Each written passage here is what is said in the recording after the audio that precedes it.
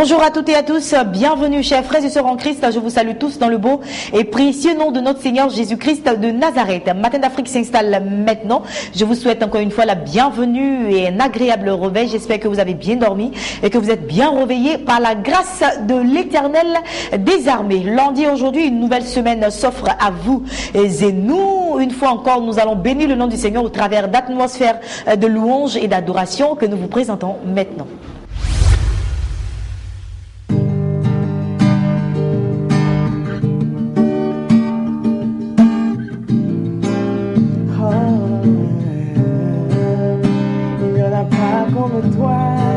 Il n'y en aura jamais comme toi, papa.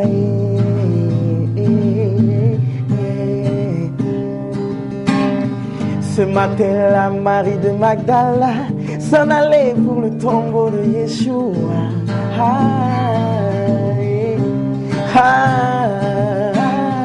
Étonné car la pierre était roulée, mais l'ange lui apparut et lui dit: pourquoi chercher parmi les morts celui qui est vivant?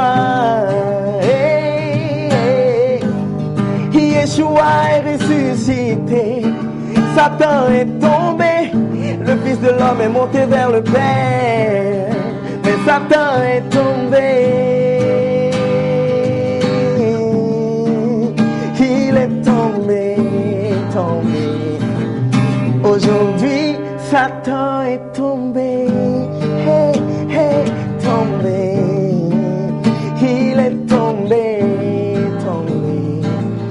Dans ma vie, Satan est tombé, il est tombé. Exaucé, il m'a exaucé.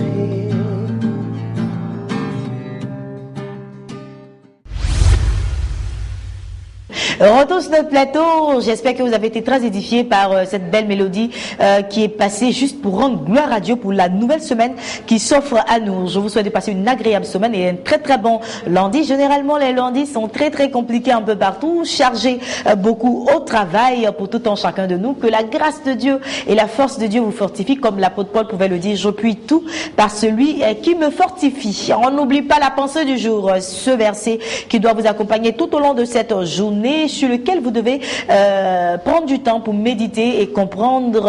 On y va maintenant en image avec la pensée du jour. La pensée du jour. Pasteur Sam. Ne t'ai-je pas ordonné, fortifie-toi et prends courage.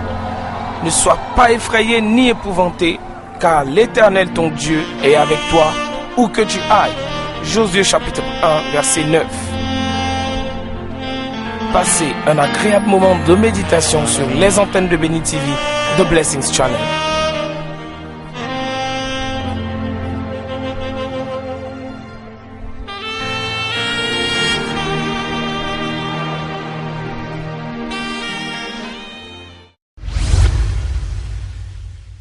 Je serre ta parole dans mon cœur afin de ne pas pécher contre toi. Que cette parole qui vous a été donnée ce matin, que vous puissiez la serrer très fort dans votre cœur, la méditer si vous êtes encore à la maison et que vous avez votre Bible juste à côté de vous. Et pour vous qui êtes déjà partis dans vos différents bureaux de travail, méditez là-dessus, pensez-y et que cette journée soit la plus belle parmi les journées du monde entier. Voilà.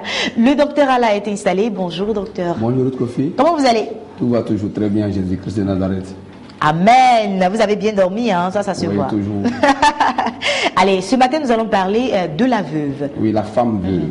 L'expression femme veuve. L'expression femme veuve, qu'est-ce que cela signifie? Oui, nous allons donc définir ce que c'est que la femme veuve. Ces définitions que nous donnons sont très importantes parce que c'est à cause de ces définitions très souvent mal interprétées, mal comprises, qui font que l'interprétation de la Bible souvent est faussée. L'expression femme veuve a deux sens dans la Bible, deux définitions. Une définition normale courante que tout le monde sait: une femme veuve, c'est une femme qui a perdu son mari. Et cela se voit dans la Bible, dans Actes des Apôtres, chapitre 6, verset 1 au verset 3, lorsque les diacres établis étaient en train donc les diacres ont été établis suite aux plaintes des femmes veuves qui se sentaient lésées dans la distribution des biens dans l'église. Donc les diacres ont été établis afin de pouvoir gérer ces affaires, et les apôtres, eux, s'occupaient au ministère de la parole et de la prière. Ensuite, dans Jacques 1, verset 26 au verset 27, il est dit si quelqu'un croit être religieux sans tenir sa langue en bride, mais en trompant son cœur, la religion de cet homme est vaine. La religion pure et sans tâche devant Dieu notre Père consiste à visiter les veuves et les orphelins dans leur affliction et à se préserver des souilles du monde. Et puis dans 1 Timothée chapitre 5, verset 3 au verset 11, on parle aussi des veuves. Et donc ça, c'est de façon naturelle, c'est ce que tout le monde sait. Mais lorsqu'on va par exemple dans le texte de 2 Rois 4, 2 Rois 4, verset 1 au verset 7, à propos de la femme veuve dont le mari était mort, et le créancier est venu prendre ses 2 enfants pour en faire ses esclaves. Cette femme veuve donc qui allait voir Élisée, et à qui Élisée a demandé d'aller chercher des vases vides dehors pour remplir sa maison. Là, il faut rentrer dans une dimension purement allégorique, parce que si on prend, c'est vrai que naturellement, elle était veuve, c'était une femme veuve qui avait perdu son mari, effectivement, qui avait 2 enfants, mais c'était un enseignement très très profond pour l'édification du corps de Christ. Si on prend par exemple la femme veuve de Sarepta, chez qui Élie est parti lorsque la pluie s'est arrêtée pendant 3 ans et 6 mois, après que les corbeaux aient cessé d'apporter de la viande à Élie. La femme veuve qui était en train de ramasser donc à Sarepta 2 morceaux de bois, elle avait une poignée de farine, elle voulait donc faire un gâteau, manger, et avec son fils, et après quand elle mourait, cette femme à qui Élie a dit donne-moi d'abord à manger, c'est un texte très très très allégorique, et celui qui comprend cela pourra comprendre l'œuvre de la croix. Je ne cesse de le dire, la semaine dernière et la semaine avant, nous avons déjà vu que toute la Bible parle de Jésus-Christ et de Jésus-Christ crucifié. D'abord, la femme dans la Bible, de façon symbolique, la femme d'abord a symbolisé l'humanité entière à travers on l'a vu aussi en cet enseignement concernant la femme. Vu ça. À travers Ève, selon Genèse chapitre 3, verset 1 à 15, même jusqu'au verset 20, Ève veut dire la mère de tous les vivants. Ensuite, la femme a symbolisé Israël dans Exode 19 verset 4 plus Apocalypse chapitre 12 verset 1 à 3 verset 13 au verset 17. On a vu une femme qui a été transportée de l'autre côté donc du fleuve, lancée par le diable sur les ailes du grand aigle. Dieu a dit à propos d'Israël, vous savez comment je vous ai porté sur les ailes d'aigle et je vous ai amené vers moi. Ensuite, la femme dans le Nouveau Testament symbolise l'église. On a déjà vu ça selon Éphésiens chapitre 5 verset 22 verset 27.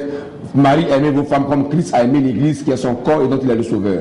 Donc la femme c'est le corps de Christ, et Jésus l'avait déjà dit en Luc chapitre 8 verset 19 à 21 lorsque on lui a dit que sa mère, ses frères et ses soeurs l'attendaient au dehors. Il a étendu sa main sur la foule, il a dit ma mère et mes frères sont ceux qui écoutent la parole de Dieu et la mettent en pratique. Donc la mère de Jésus c'est l'église qui est en même temps la femme, l'épouse de l'agneau. Comment la mère peut être la femme? Tout ça, ce sont les mystères de Dieu, mais la mère de Jésus, c'est l'église qui est en même temps le corps de Christ, qui est l'épouse de Jésus-Christ, qui est la femme libre. Donc, la femme symbolise l'humanité, la femme symbolise Israël, et la femme symbolise l'église. Mais l'église n'est pas le corps en tant que tel, l'église c'est l'âme. Parce que Jésus, selon 1 Pierre 2, verset 24 au verset 25, est le pasteur et le gardien de nos âmes. Donc, c'est l'âme que Jésus paie. Dans ce sens-là, lorsqu'on prend la femme pour l'âme, en ce moment, on comprend pourquoi l'apôtre Paul dit dans 2 Corinthiens chapitre 11, verset 1 à 3, qu'il a fiancé l'église de Corinthe à un seul époux qui est Christ. Et il a dit, toutefois, de même que le serpent séduisit Ève par sa ruse, je crains que vos pensées ne se corrompent et ne se détournent de la simplicité à l'égard de Christ. Nous savons que les pensées se trouvent dans l'âme. Hébreux 4, verset 12 à 13 dit qu'elle juge les sentiments et les pensées du cœur. C'est le cœur qu'on appelle l'âme. Donc les pensées sont dans l'âme. Et donc Paul dit que toutefois, de même que le serpent séduisit Ève par sa ruse, je crains que vos pensées ne se corrompent et ne se détournent de la simplicité à l'égard de Christ. En s'adressant à l'église de Corinthe, qui est une femme, ça veut dire que Paul s'adresse à l'âme de chaque chrétien de Corinthe. Donc la femme, de façon symbolique, c'est l'âme. C'est l'âme. Alors à ce moment-là, lorsqu'on sait que la femme c'est l'âme, qu'est-ce qu'une femme veuve? Une femme veuve, c'est une femme, nous l'avons définie de façon normale, naturelle, c'est une femme qui a perdu son mari. Si nous prenons la femme pour l'âme, alors il faut qu'on définisse le mari. Dans 2 Corinthiens 11, verset 1 à 3, on vient de voir tout à l'heure que l'époux c'est Christ. L'époux c'est Christ. Et dans Isaïe 54, verset 5, c'est écrit, car ton créateur est ton époux. L'Éternel des armées est son nom, et ton rédempteur est le Saint d'Israël. Il se nomme Dieu de toute la terre. Donc le Dieu créateur du ciel et de la terre, le Dieu de toute la terre est l'époux pour Israël. En ce moment, ça veut dire que quoi? Ça veut dire que le prophète Isaïe annonçait une prophétie où il s'adressait à l'âme de tous les fils d'Israël. Donc tous les enfants d'Israël unis forment une seule âme qui a pour époux Dieu. Donc lorsque Dieu se sépare de cette âme-là, ou alors lorsque cette âme-là perd Dieu à cause de ses péchés, à cause de sa conduite, à cause de sa mauvaise vie, on dit qu'une âme qui est privée de Dieu l'époux, c'est une femme veuve.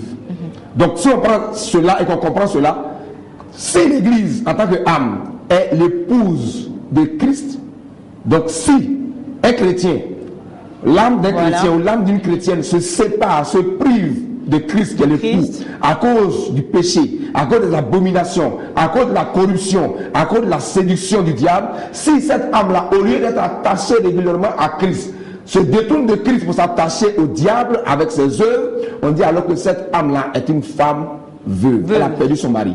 Voici pourquoi, lorsqu'on va dans l'histoire de la femme veuve avec Élisée, l'huile de la femme veuve, c'est très symbolique. L'huile de la femme veuve, en fait, c'est simplement un enseignement que Dieu nous donne pour indiquer à l'Église comment l'Église doit payer toutes ses dettes. Et on verra dans l'enseignement approfondi que l'Église ne peut payer sa dette qu'avec l'huile qui est le Saint-Esprit. Autrement dit, une âme qui est pleine du Saint-Esprit, une église qui est remplie du Saint-Esprit est une église qui est désendettée, qui a payé sa dette et qui n'est pas poursuivie par le diable, et le diable est le créancier. Bien entendu, puisque la présence du Saint-Esprit est là. Oui, la présence du Saint-Esprit repousse le diable, repousse le créancier. Donc l'huile étant le Saint-Esprit, la femme veuve qui est allée voir Élisée, qui a pris les vases vides dans sa maison, c'est l'église. Une église qui est pleine d'huile. Une église qui vit la Pentecôte, qui est remplie du Saint-Esprit, est une église qui paye ses dettes. Pas d'être oui, bien entendu, c'est pas dette morale qui est. Voilà, nous parlons de quelque chose de spirituel. De spirituel. Voilà. C'est une église qui n'a plus en elle les œuvres du diable. Parce que Satan prête son argent en tant qu'œuvre. Par exemple, lorsque les chrétiens sont remplis d'abomination, d'impudicité, d'adultère, de fornication, de mensonges, de querelles, une église dans laquelle il y a la jalousie, tout ça, on dit que c'est une église qui est endettée, une église qui est allée emprunter, qui est allée prendre les biens de Satan pour l'introduire en elle. Et ces biens de Satan-là ne peuvent être neutralisés, effacés, et effacer en même temps la créance et le créancier lorsque cette église ou cette âme est remplie du Saint-Esprit. Donc une femme veuve, c'est une âme, l'âme de chaque chrétien, qui est séparée de Christ à cause de ses péchés.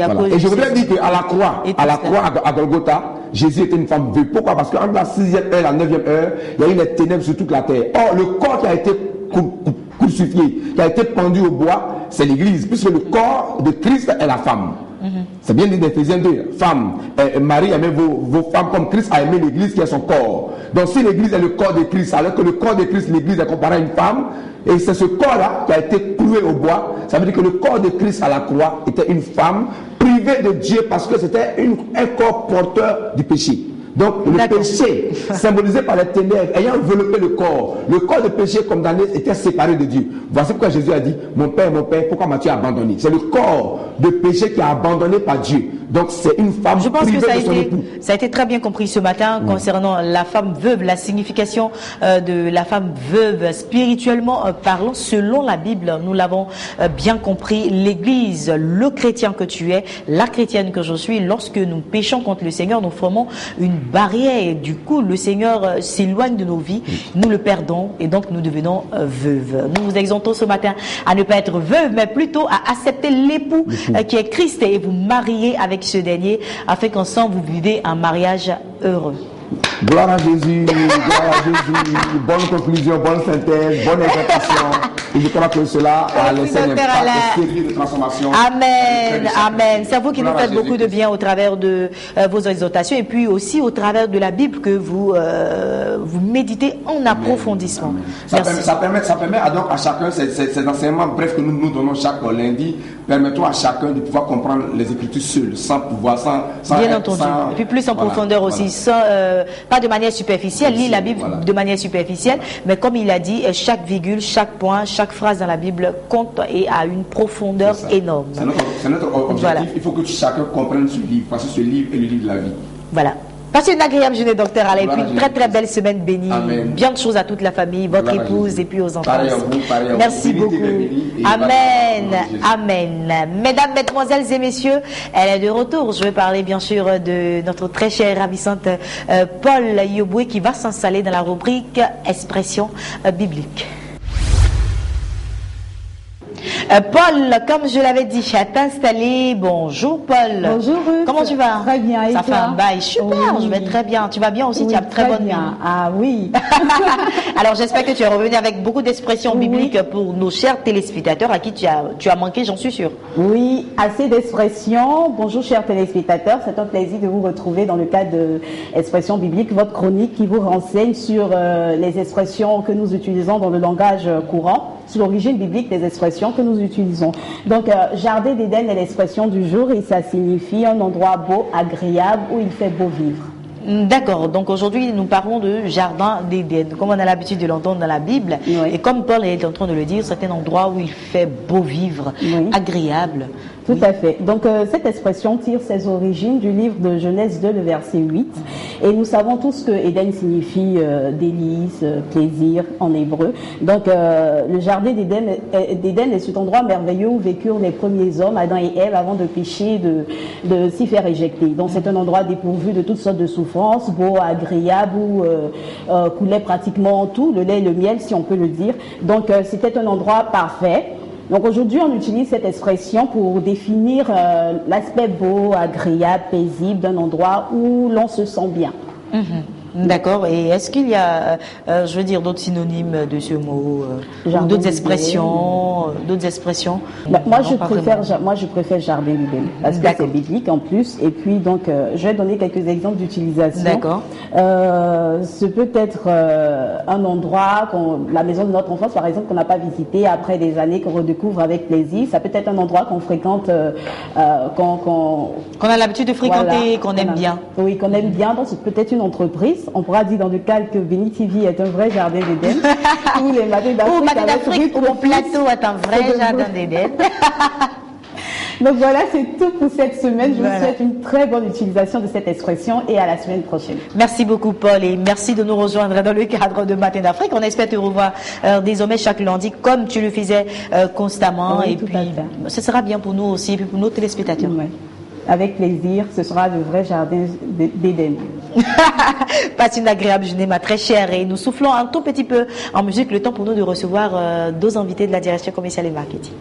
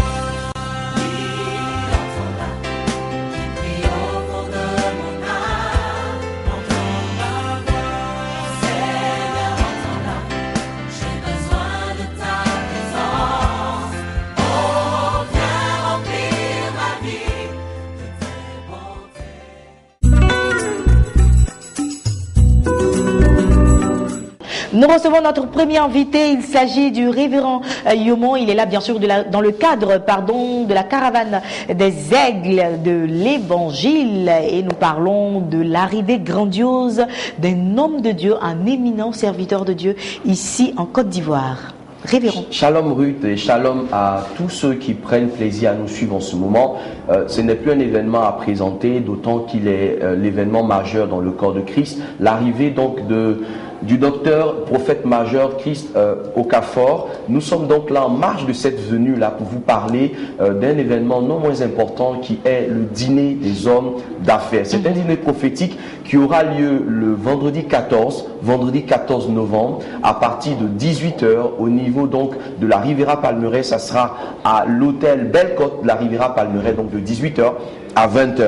Il faut remarquer, Ruth, que depuis un moment, nous avons des informations selon lesquelles des personnes mal intentionnées enverraient des messages aux personnes qui souhaiteraient participer à cette bonne initiative de la caravane des ailes qui est justement d'impulser un mouvement nouveau au niveau donc des hommes et femmes d'affaires dans notre nation, car tu le sais, lors de la crise précédente, ce sont eux qui ont vraiment supporté le loup tribut, et ce programme-là vient pour les restaurer, et à côté, voilà que des personnes mal intentionnées sont en train de procéder à de l'arnaque. Je vais donner ce matin plutôt deux numéros auxquels vous devez faire deux numéros sûrs, voilà. Que ce soit pour vos transferts Orange Money ou pour toute information concernant le dîner des hommes d'affaires, il faut retenir les deux numéros que je vais vous donner maintenant, qui sont les deux numéros officiels et retenus pour le dîner des hommes d'affaires. C'est d'abord le 09, n'est-ce pas, le 09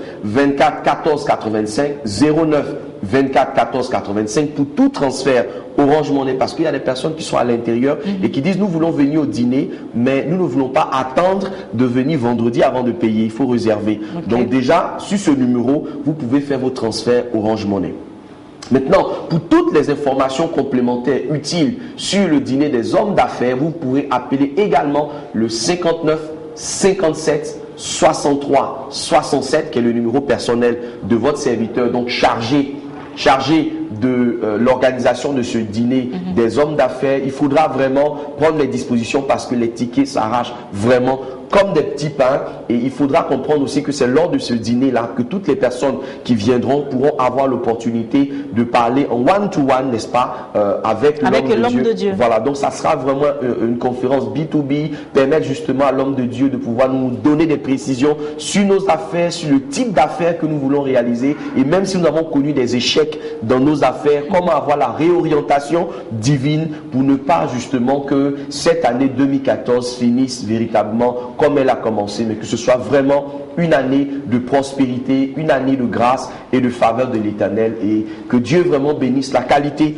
de l'écoute que vous avez accordée à ce temps d'antenne, et que vos vies ne soient plus jamais les mêmes. Amen. Merci beaucoup, révérend Yoman. Je pense que c'est une information très importante, et je dirais même capitale pour vous, hommes d'affaires, femmes d'affaires, serviteurs, servantes de l'Éternel, et bien sûr pour toutes ces personnes qui sont en train de faire un peu ce qu'il a dit, c'est-à-dire de l'arnaque. On va encore rappeler les contacts. Il ne faut surtout pas vous tromper de contacts, deux contacts officiels pour ce grand événement. On va encore le rappeler, 00225 si vous êtes à l'extérieur du pays. Il faut taper le 00225 qui est l'indicatif de la Côte d'Ivoire, et ensuite le 07.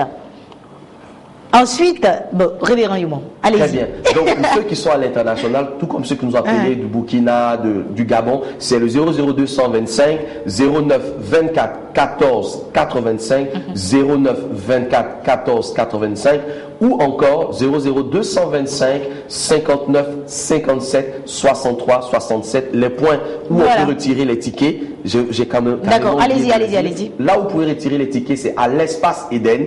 Espace Eden est situé à la Riviera Palmeraie, à 20 mètres de l'hôpital des Sœurs, ou en face de l'église Foursquare. Merci beaucoup. Allez, passez une agréable journée. Merci à vous également. Dieu vous bénisse. Amen.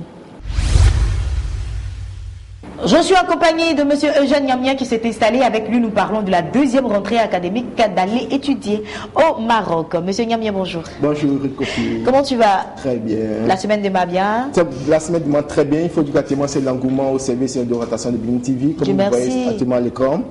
Nous recevons vraiment beaucoup de personnes et beaucoup d'appels de la Côte d'Ivoire, aussi de l'intérieur du pays.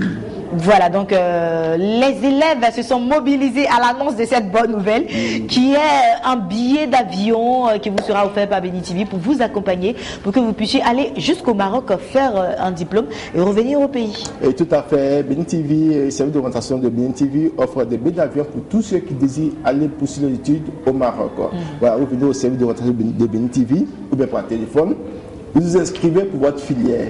Une fois que vous vous inscrivez, le service d'orientation de Bénin TV vous délivre un billet d'avion pour poursuivre vos études à l'étranger. À l'étranger. Voilà, et je précise bien que c'est dans voilà, j'allais le dire, hein, voilà. Il faut qu'on précise les filières dans lesquelles les gens peuvent... Pour le moment, pour cette seconde rentrée académique. Voilà, c'est une école avec des filières spécifiques qui nous est permis de fréquenter actuellement. Voilà, donc les filières sont les finances comptabilité, l'assurance banque, marketing, commerce international, le transport logistique, le développement informatique, le système de réseaux et sécurité et l'électronique.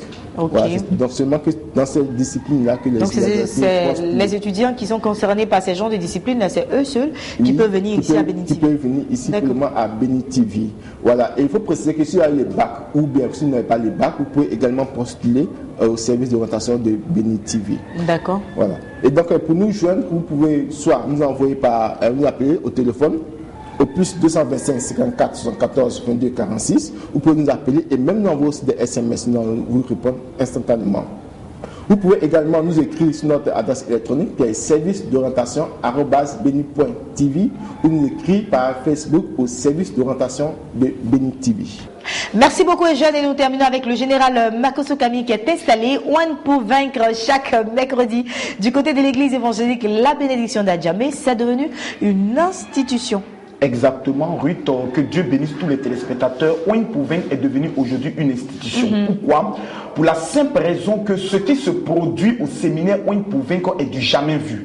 Nous avons terminé la grande veillée le vendredi surpassé et le mercredi dernier, nous avons été choqués par le nombre de témoignages que nous avons entendus. Nous avions vu des guérisons spectaculaires, nous avions vu une femme qui avait une boule dans son sein, mais à chaque fois qu'elle faisait des radios, elle ne trouvait pas. C'est pendant la veillée que le Seigneur m'a révélé que c'était une pieuvre qu'on l'avait lancée en sorcellerie et la précision a opéré automatiquement le miracle. Mais il y avait un enfant, un bébé de 2 ans qui ne dormait pratiquement pas. Toutes les nuits, il ne faisait que crier, il se tordait de douleur. Or, l'enfant avait un problème. L'enfant avait seulement une seule boule dans les testicules. D'accord. Une seule boule. Donc, après à veiller, le mercredi dernier, je vois la maman qui revient avec l'enfant, elle est en pleurs. J'ai dit, mais qu'est-ce qui se passe? Elle dit, elle a un témoignage à rendre.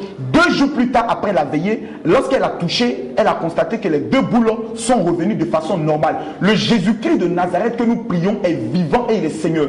Ce qui se produit à Oin pour vaincre, pour moi, souvent dépasse l'entendement. Souvent, il y a des moments que lorsque nous partons à Oin pour vaincre, je sens beaucoup la fatigue due, je peux le dire, aux autres activités de l'identification, aux des pasteurs autres. Mais lorsque j'arrive à Oin pour vaincre, il y a comme une énergie nouvelle qui me restaure. Les pasteurs qui avaient des blocages, eux-mêmes dans leur vie arrivent. Il y avait un pasteur qui est pasteur, mais qui souffrait d'un problème de dos depuis 30 ans. Je dis bien 30 ans, il a été immédiatement guéri le mercredi dernier. Wow. J'aimerais m'adresser à toutes les femmes, à tous les hommes qui traversent des blocages. Aujourd'hui, voyez-vous, il nous reste 2 mois. À 2 mois de la fin de l'année, on n'est plus dans une affaire de pasteur. On n'est plus dans une affaire d'évangéliste. À 1 mois, on va dire. Hein. À 2 mois même. Pratiquement 1 mois parce qu'on est déjà en novembre. En novembre. Ce que chaque personne doit comprendre, au stade où nous sommes arrivés, il y a 2 choses. Première chose, comment faire pour ne pas qu'en fin d'année, j'ai un accident ou un problème qui va prendre le soin de venir m'empêcher d'entrer en 2015. Deuxième des choses, qu'est-ce que Dieu m'envoie sur moi? Qu'est-ce qui se passe sur ma vie? Pourquoi pendant les 10 mois passés, je n'ai pas obtenu ce que j'avais souhaité en début d'année? Je veux le savoir. Raison pour laquelle nous demandons, et ça je tiens à le dire, je m'engage, c'est une action prophétique qui sera faite, ce n'est pas une doctrine. Nous demandons à chaque personne de venir avec une petite bouteille d'eau minérale. Nous allons poser une action, parce que souvent vous avez des parents qui ne peuvent pas venir. Lorsque nous allons prier, nous sommes convaincus que lorsque vous irez chez vous à la maison, de la même manière que les vêtements touchaient Paul, et on allait l'appliquer à d'autres malades, quelque chose de fort va prendre le soin de se passer. Il y a des actions prophétiques que nous allons prendre le soin de poser ce mercredi, parce qu'on ne peut pas entrer en 2015 sans qu'il y ait un miracle qui se produise. Donc, tout ce qui est possiblement biblique de le faire, nous allons prendre le soin de le faire, amener le peuple et les pasteurs à rentrer dans une autre dimension. Raison pour laquelle nous avons désigné 3 orateurs pour le mercredi prochain. Suivez attentivement. Nous avons, comme nos parents gabonais nous suivent attentivement, j'ai une bonne nouvelle pour vous. Nous avons déplacé un pasteur du Gabon qui vient représenter l'État gabonais sur le tatami appelé Oin pour vaincre, qui est le révérend Ngimba Alphonse, qui sera présent avec nous. Nous avons le voyant, celui que nous avons appelé le voyant de la nation, le prophète Fernand Yodé. Pourquoi? Parce que l'homme de Dieu m'a dit hier révérend Makosso, j'ai des révélations précises sur la vie des personnes qui viendront. Il m'a parlé d'une jeune fille appelée du nom de Sonia, qui est née en 1986, principalement à Tiasalé, qui traverse des moments actuellement de blocage répété qui sera présent à ce programme.